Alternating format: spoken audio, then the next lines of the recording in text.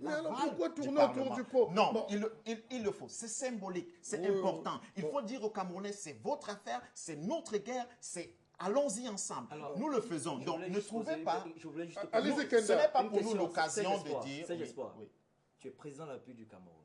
Ce que je te souhaite, je le serai. on attaque le pays. Tu as le temps d'aller demander à l'Assemblée nationale. Tu es le chef suprême des armées. Mais tu engages d'abord la guerre. Attention. Oui. Attention, M. Kenda. Oui. Monsieur Kenda, si le pays Bon, est donc, agressé parce qu'il y a des Camerounais immédiatement, qui seraient en train de il faut- dire, les il faut Camerounais riposter, allaient il dire faut non. en riposte immédiatement. Alors. Mais symboliquement, on passe Bon, dans les institutions ça, c'est un débat qui nous de donnent la le politique pouvoir, politicienne. qui nous donne Alors. le pouvoir. C'est ça. Et il ne s'agit pas... Nous ne sommes pas dans un état d'exception ou un état d'urgence. Vous parlez là d'une histoire comme si nous sommes directement entrés dans une guerre. Et puis même, notre problème, c'est que nous ne planifions rien. Nous n'avons aucune prévision sur ce que nous Mais faisons. quand Boko Haram attaque, il ne planifie pas non plus, Attention, monsieur le Premier monsieur secrétaire. Martial, depuis Oui. 2009, si j'ai bonne mémoire, des Camerounais ont dit que quelque chose se tramait dans le nord. Je vais citer par exemple le cas de Guibaï, de l'œil du Sahel, qui a dit qu'il y a des choses qui se préparent. Vous savez ce qu'on a fait? On l'a arrêté, on l'a enfermé. Mais les gens disaient, il y a des bulletins de renseignement qui montent, qui disent qu'il y a des choses. Mais qu'est-ce que nous avons fait? Nous sommes subitement entrés. Non, cette guerre n'est pas arrivée subitement. Bon, écoutez. Nous pouvions l'éviter. Ok. Alors, on a compris. Henri Diabaté, nous parlons un peu de la Côte d'Ivoire. C'est vrai qu'on a dit tout à l'heure qu'il fallait la solidarité. Moi, j'attends que la Guinée équatoriale envoie ses frégates, ou je sais pas, il n'y a pas de frégates au Sahel, mais bon, qu'ils envoient au moins quelque chose.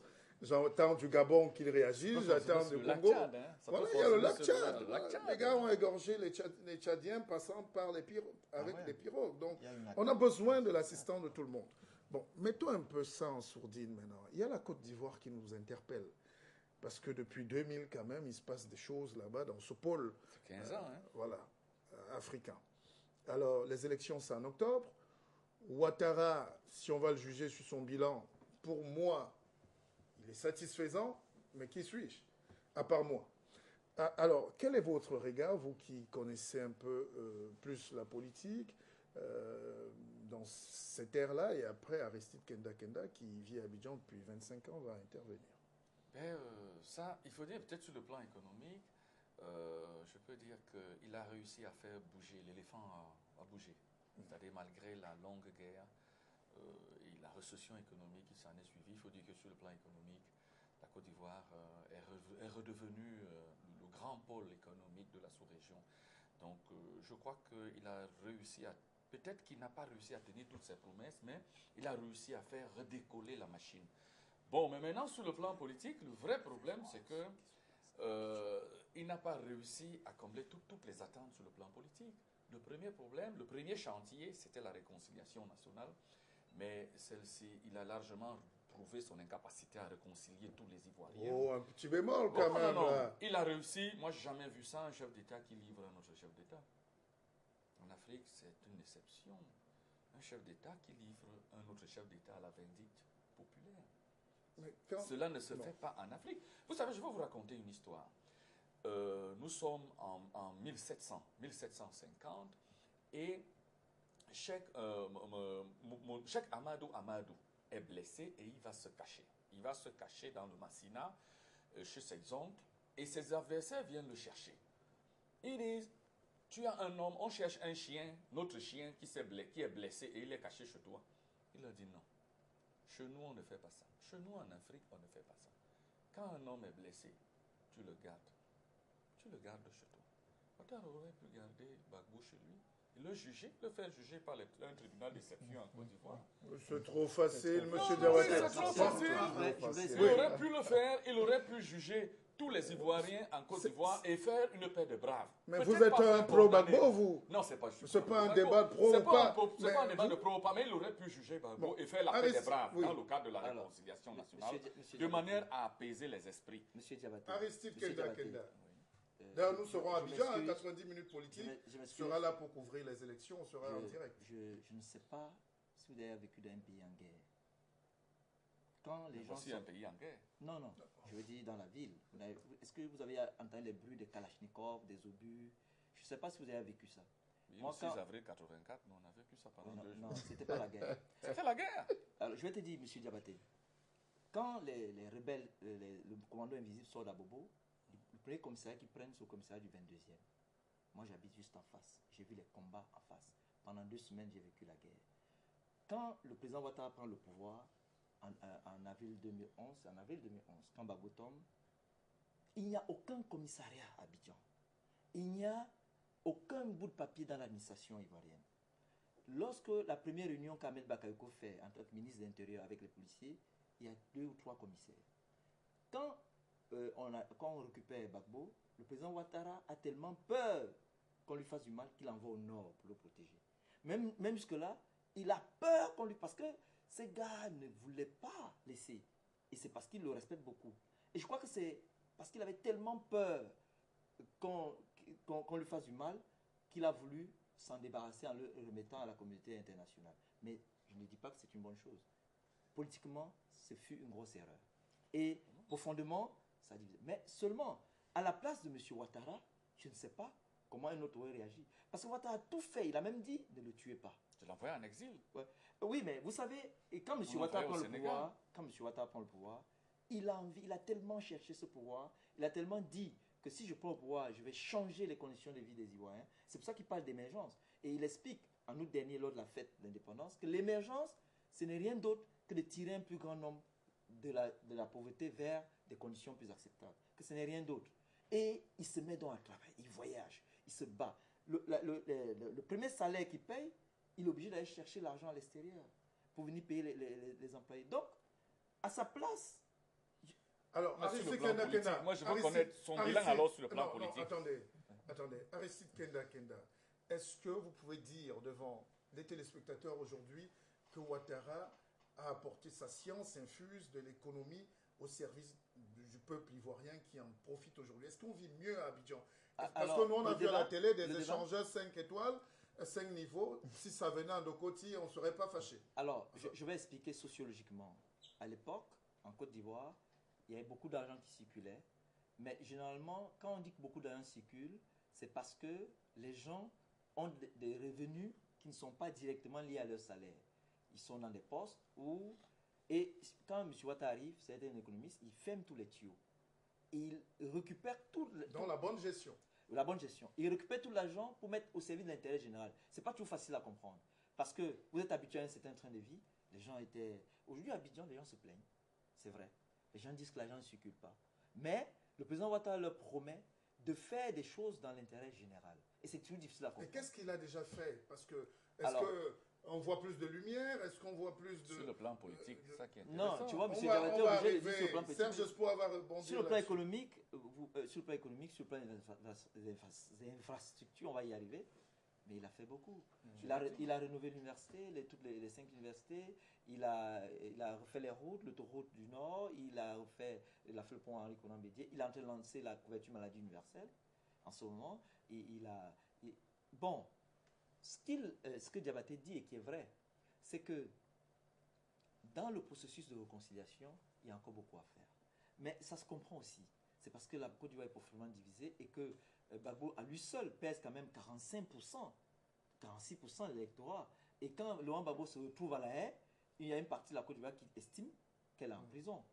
Donc, à partir de ce moment, pour réconcilier les Ivoiriens, ce sera très difficile. Avant de revenir voir ce que Ouattara peut faire pour réconcilier les Ivoiriens, on peut quand même dire que quand on regarde, nous, de loin, avec le prisme déformant quand même, on peut se dire que la Côte d'Ivoire, c'est un peu le Cameroun à mieux. Enfin, économiquement, je ne sais pas. Non, je pense que le président Biya devrait s'en inspirer. Dire que la Côte d'Ivoire a connu tout ce qu'elle a connu il y a quelques années et a un taux de croissance de 8%, c'est ça? Ils sont à 2%. À combien? Deux chiffres. A un taux de croissance à 2 chiffres. C'est se poser véritablement des questions sur notre économie. Savoir pourquoi est-ce que nous ne parvenons pas à atteindre les 2 chiffres. Donc, non, arrêtez, Boko Haram, c'est hier.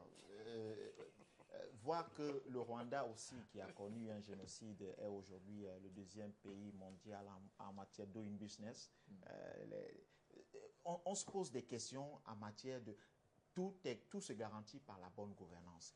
Il est clair que sur le plan politique, Ouattara a eu des options à prendre qui sont certainement pas faciles et évidentes, mais il fallait agir et dans le bien de la population ivoirienne. Parce que ce qu'il faut mettre au devant, c'est quoi? C'est l'intérêt général. Oui, Gbagbo a été aux commandes, il a travaillé pour les Ivoiriens, il y a eu tout ce qui s'est passé, dont nous n'allons pas revenir, mais il y a le processus de réconciliation qui est lancé. Et ce que nous devons faire, quand nous observons de loin, c'est amener les uns et les autres à s'asseoir autour d'une table pour se parler. Ce n'est pas alimenter la division qui fera en sorte que l'économie ivoirienne progresse ou qui fera en sorte que sur le plan politique ivoirien, ça progresse. Non, il y a un processus qui est mis en marche. Moi, j'observe, j'écoute beaucoup de médias. Des uns sont carrément des pro-Ouattara, d'autres des pro-Gbagbo, des Camerounais, excusez-moi pour le terme. Mais vous entendez le déchirement et pourtant nous devons tous aller dans un sens où les pro-Gbagbo, les pro-Ouattara s'asseyent autour d'une table. Nous n'avons plus besoin d'une Afrique qui se déchire. Nous n'avons plus besoin des pays qui se déchirent. Pour dire à M. Diabaté, dans quelques jours, les jeunes de Cocody ont compris. Les jeunes de Cocody organisent une cérémonie où les pro-Gbagbo, les pro-Ouattara vont faire ce qu'on appelle en Côte d'Ivoire à Tours. Et ce sera un événement important. Et je crois que Martial, tu es d'ailleurs invité. Donc, ce que je voulais ajouter, c'est que Ouattara, je ne veux pas parler sur le plan politique. Hein. Moi, je suis journaliste. Moi, je suis de Quimbo. J'ai travaillé dans des organes peut-être proches de... Mais je veux simplement dire qu'il faut, à un moment donné, lorsqu'un Africain fait quelque chose qui est bien, qu'on ait la capacité de dire que c'est bien fait. De sorte que ce soit une dimension évaluative qui profite à tous. Je peux être avec Martial, nous sommes frères, deux frères. Martial, par exemple, je te le souhaite, hein, comme je souhaite à tout le monde. Martial est candidat, par exemple, à une élection. C'est pas un souhait, je serai candidat en 2018. Enfin, voilà. c'est comme ça. Et Martial, vous allez vous déchirer. Voilà. Vous allez vous déchirer. Il y aura les sièges, et si vous allez vous Martial, déchirer. S'il y a Serge Espoir et Martial, Serge Espoir me présente un projet de société qui me sied, et que Martial, qui est mon frère, ne me présente pas un projet de société qui me sied, j'aime bien Martial, mais je vais voter Serge Espoir. Et c'est de là que tu parlais de dimension affective. Alors, Henri Diabaté, rapidement, comment on peut comprendre qu'au Cameroun, on parle de la Côte d'Ivoire sans parfois maîtriser les soubresauts? Il y a des pro-Gbagbo à mourir alors qu'en Côte d'Ivoire, ils sont en train de passer à l'autre millénaire. Ouattara, on peut tout lui reprocher, mais pas quand même sa bonne gouvernance, sa bonne gestion, ce désir de donner du Wi-Fi à tout le monde. Moi, c'est ça qui me marque un peu chez les dirigeants, et surtout africains. Est-ce qu'il n'est pas trop en avance? Est-ce que vous... Parce que ce Gbagbo, moi, je voyais un homme sympathique, somme toute, mais un peu villageois. Enfin, mais pas que... C'est pas deux Afriques. Martial, doucement. Faut pas... Non, doucement. Pour le passé combattant, pour le passé combattant de Gbagbo, quand même, il faut beaucoup d'égards pour lui, à son égard. Le problème, on juge, on discute en tant que journaliste. Moi, j'ai dit sur le plan économique, la Côte d'Ivoire a redémarré malgré la guerre, malgré les arbres de la guerre. C'est indéniable, il faut dire la vérité. Conseil de gouvernement mardi, conseil ministre. Je peux parler? Est-ce que je peux parler? Mais qu'est-ce que vous demandez encore? Est-ce que je peux parler? Mais oui. Sur le plan économique, c'est indéniable. Celui qui refuse de le reconnaître est malhonnête. La Côte d'Ivoire a démarré sur le plan économique. Les agrégats macroéconomiques de la Côte d'Ivoire sont bons. La Côte d'Ivoire démontre qu'elle peut s'en sortir. Elle est redevenue la locomotive de l'Afrique de l'Ouest. Mais sur le plan politique, on attendait Ouattara sur ce chantier, le chantier de la réconciliation nationale. Vous, qu'est-ce que vous faites là maintenant si vous étiez Ouattara? Mais le problème fondamental, c'est d'abord d'assainir le jeu politique. C'est-à-dire que faire sortir tous les prisonniers de guerre. Il est en train de le faire. Il y a des prisonniers de guerre. N'est-il pas en train de le faire? Non, c'est à dose homéopathique. C'est-à-dire, c'est quelques-uns, non. Il faut de façon hardie qu'ils posent les bases. Tous les prisonniers de guerre soient d'abord sortis de prison. On ramène qu'il aille à la haie, il leur dit non, j'ai fait une erreur. On retire les plaintes, non. Ici, quand quelqu'un a porté plainte contre toi, tu peux retirer la plainte. Oui, Là-bas mais aussi, le on peut ministère retirer la public plainte. continue. Non. Oui, Vous qu'ils pouvez pas continuent. dire ça. Ils vont porter plainte à la Côte Monsieur, d'Ivoire. si vous- Alors, non. Non. Le problème, c'est qu'ils fassent sortir tous les prisonniers de guerre, qu'ils fassent tout pour que Gbagbo soit libéré. Gbagbo, Blé Goudé, Madame Simone et tous les combattants du FPI qui soient libérés. Assainir le jeu politique, c'est-à-dire les élections qui arrivent. Parce qu'il y a, c'est clair que l'on ne peut pas aller dans le charivari politique qui est en Côte d'Ivoire. Il Attends, faut Martial, créer, il faut que je il faut, précise quelque chose. il faut Monsieur assainir, Diabaté. il Monsieur faut Diabaté. assainir Monsieur Diabaté. le cadre Monsieur politique. Diabaté, le problème, je le dis, c'est la énième fois que je le dis. En tout cas, moi, je n'étais pas là. Non, je dis aujourd'hui, Monsieur Diabaté, si le président Ouattara, compte tenu d'un passé politique ivoirien où les gens passent le temps à parler politique, élection, et on n'a rien fait, si après la crise post-électorale, le président Ouattara avait répondu favorablement à l'appel d'Affinguessan qui voulait qu'il y ait les États généraux de la République, les gens auraient replongé Comment dans... ça? Oui, oui. Mais je vis là-bas. Bon, attendez. Je vis Moi, là-bas. je voudrais Et qu'on avance. qu'est-ce qu'il a Oui, fait? allez-y. Il a tout simplement décidé de mettre en pratique, mettre en pratique ce qu'il sait faire et de montrer comment on peut apporter quelque chose à un pays en tant que leader. Maintenant, en ce moment à Abidjan, il y a des jugements qui ont commencé parce qu'il a décidé de ne pas toujours laisser faire. Parce que si on laisse faire tout le temps, ça va se perpétuer. Donc, il a préféré que l'on passe par la justice et ensuite il va... Serge La Espoir justice devient Matomba. vainqueur. Je voudrais Oui, dire un mot. laissez Je voudrais- Serge je voudrais devient dire- vainqueur. je voudrais dire un mot. Serge Espoir Matomba. Je voudrais S'il te dire plaît, je un veux mot. juste place en une minute. Non, s'il te non, plaît. on a tout le temps. Permets-moi. Laissez Je voudrais le dire PS un mot. parler, Voilà. s'il vous plaît. L'essentiel dans une république, c'est le développement économique, l'amélioration des conditions de vie des populations. Ce n'est pas tout ce qui peut se tramer dans le jeu politique. C'est que les populations, la majorité du peuple, vivent dans de bonnes conditions. Parce que s'il y a avancement économique et que le jeu politique tarde encore, il faut comprendre que la démocratie, c'est quelque chose qui nous a été imposé. C'est un système de gouvernance qui ne scie pas forcément à tous les peuples.